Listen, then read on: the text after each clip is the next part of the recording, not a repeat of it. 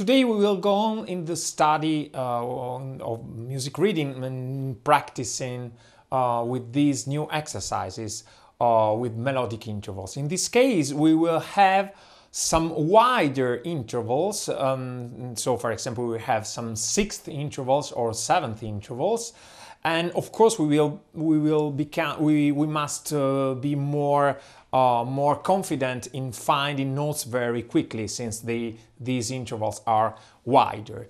And I want to point out something about these exercises because they may seem quite boring, but I have to say that don't worry, because they really are essential. They are some essential exercise to be able to read notes and to find notes very quickly, and so to be able to play your instrument, the instrument that you want to play. And you only need a few minutes every day, so you don't need to practice too much time. So, and another very important thing is that you don't need to have your instrument, so you only need a sheet music, and so you can print it out and use it wherever you are. So you can practice in every place. Now I want to give you a very important tip about how to improve your skill in reading these notes and in finding them very quickly, because as long as we have wider intervals, we switch to wider intervals, it becomes much more difficult.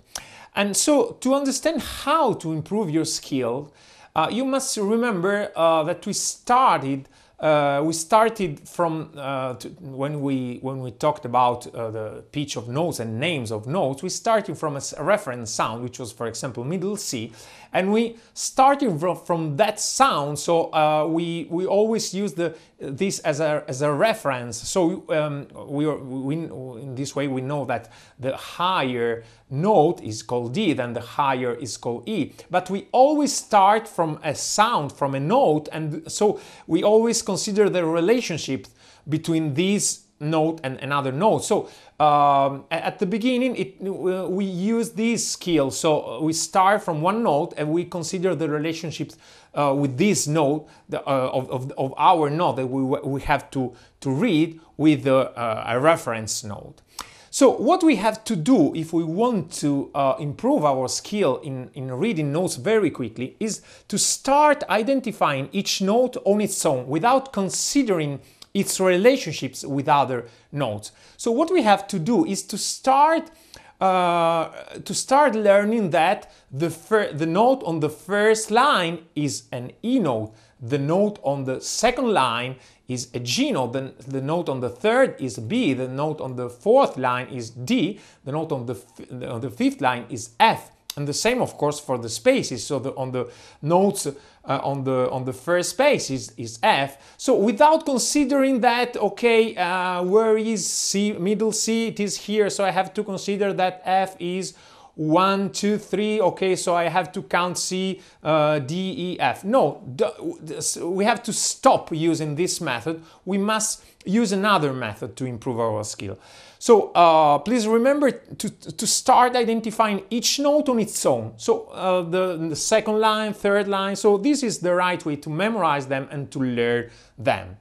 The same, of course, applies for the ledger line. So in this case, I already know that this is middle C. But for example, the first ledger line above the fifth line, I must start knowing that this is called an A note, and if I take these other notes, so which is written two ledger line below the first line, okay, I must.